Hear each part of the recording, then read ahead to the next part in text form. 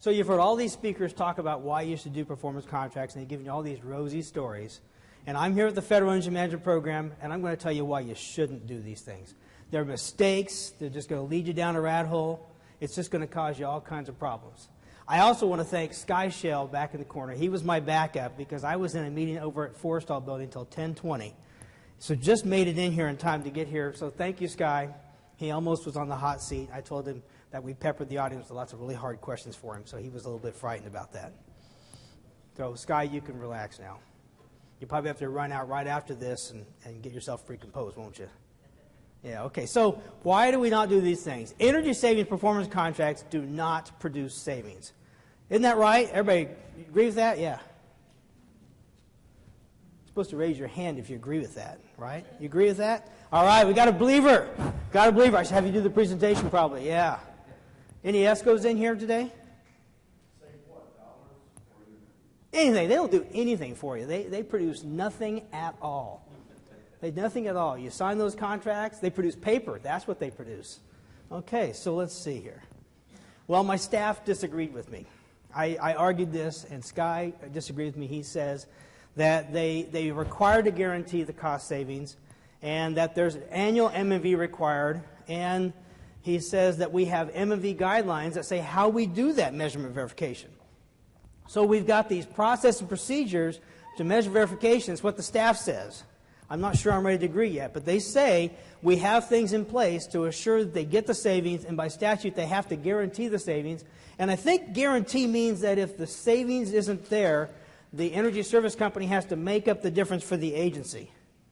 And because Sky is my person in the audience here, Sky, have we ever had a shortfall?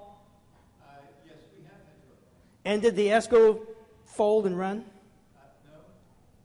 It would either fix the problem or... You're not helping me here. You're supposed to say, yeah, they folded and ran. They walked away. They actually paid the guarantee? Okay, so that didn't work so well. So then staff came back and said they do this life of contract work.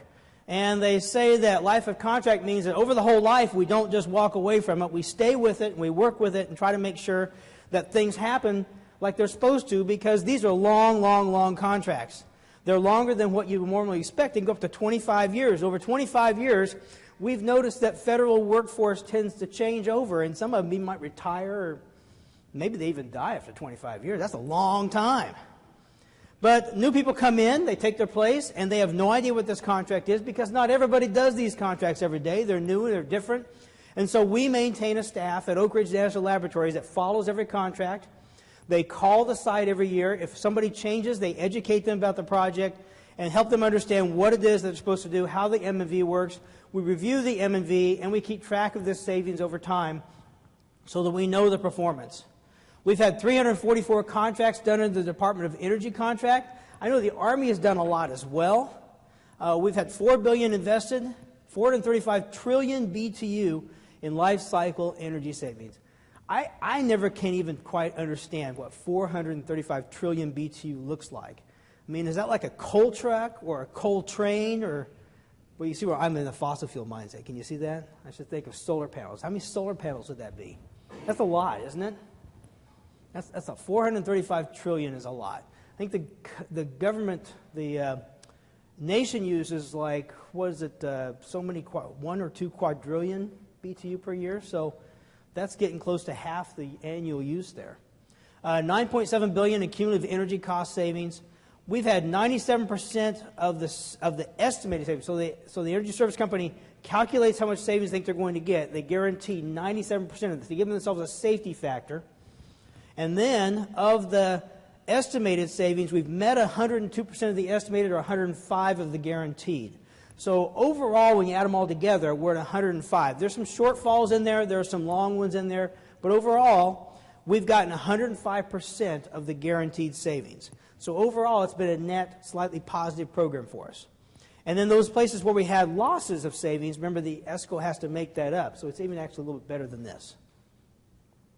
So then I lost this argument, so let's try the second one. I said that ESCOs put in cheap junk equipment. They want to put in the cheapest dang stuff they can get their hands on. You know, if there's somebody selling a chiller out on 7th Street out here, they're buying that chiller, and they're loading it back on their pickup truck, and they're hauling it into the site, and they slide it off the back of that truck. They don't care if it lands on the ground and gets dented. It doesn't matter, because they want whatever they can get by with.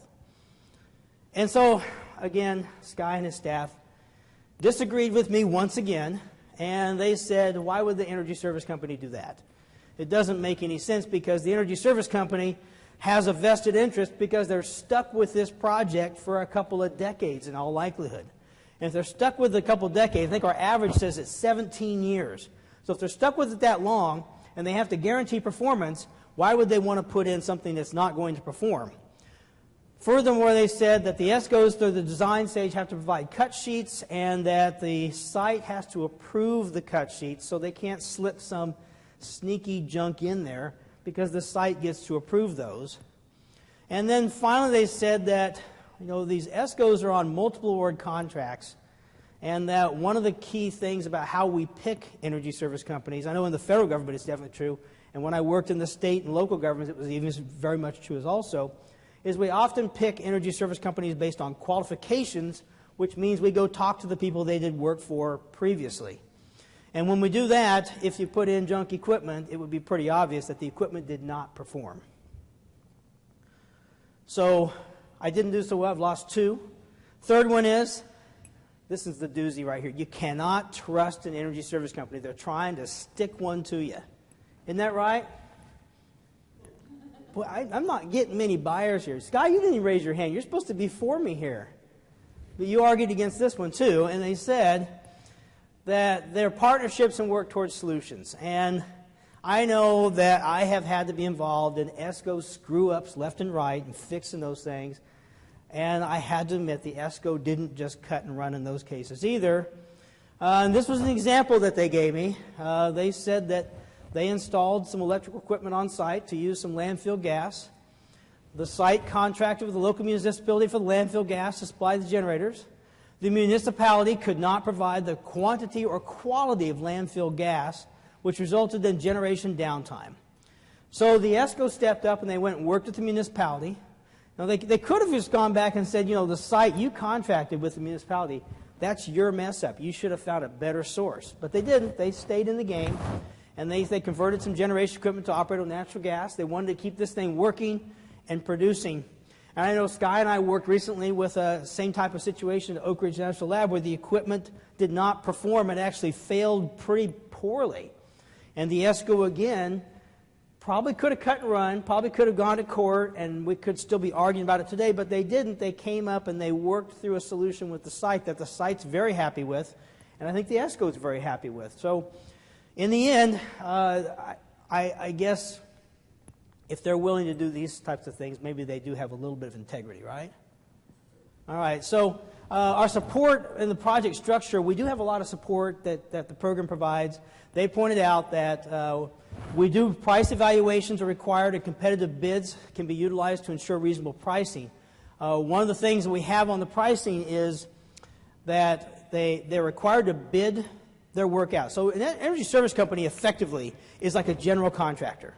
They go out and they have some core services they provide, but a lot of times they're working with local vendors and local subcontractors, and they have to bid those to get the best price. And the agency can see those if they want to see those prices, or we also do a price analysis. So we have these project facilitators, and they're required to do an analysis of the price using information from prior projects or other projects to compare that price to reasonableness. And then if there's any discrepancies, there has to be an accounting to make sure that the price does make sense. So we do have some work that they do for price verification as well, because that is a common concern about how these ESCOs operate. ESCO doesn't have the expertise to handle my project. I hear this a lot, and I say that's right, because those guys are often control vendors, right? They're just controls companies. That's right? ESCOs, is that right? You're just control companies, aren't you? ESCOs, they've tuned me out. They just disagree altogether. So they don't have the expertise. Well, what happens in the expertise area is if you identify that you've got a flux capacitor that you need to have worked on in your facility, DOE, we have lots of flux capacitors. You didn't know that, did you? We've got those Mr. Nuclear devices too. So we've got those things, and you need somebody to work on those. The ESCO goes out and they find the company that has the expertise in that area. Because, again, back to that original slide about, you know, they're going to put in junk equipment. In the same way, they're not going to use junk contractors as well, because when they use a junk contractor, they get junk installations, and junk installation is as bad as junk equipment, and so they want to have a quality contractor that knows their stuff because they have to live with it. I used to work as an ESCO myself, and I know there were times that we would get a request from a site to put in something, and we looked at it and we said, we have no idea what this is. And the first thing we would do is we would start asking the site, do you know people that work on this? Who do you trust to work on this? And that's the best way to get that expertise, is go find out who the site trusts. And so that's what I used to do when I worked as an ESCO.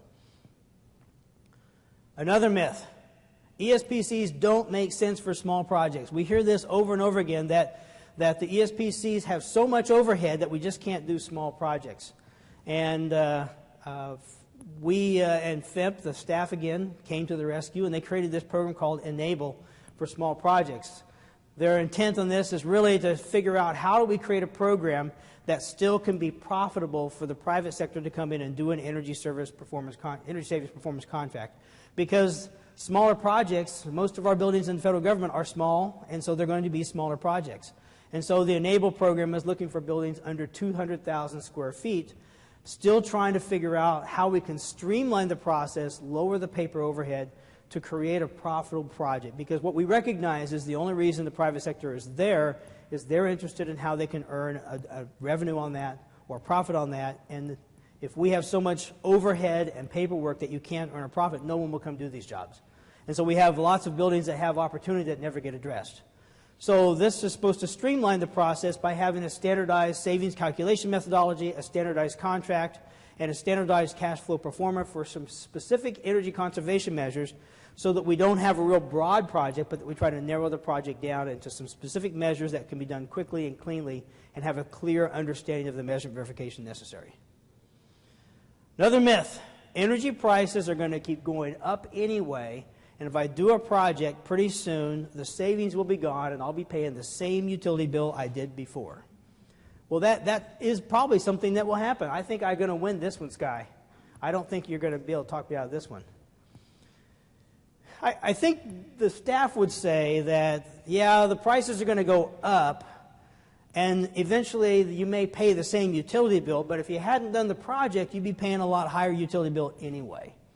And so I think what the argument is the hedge thing down at the bottom is the performance-based contract allows you to fix into a known condition what that portion of your bill is going to be.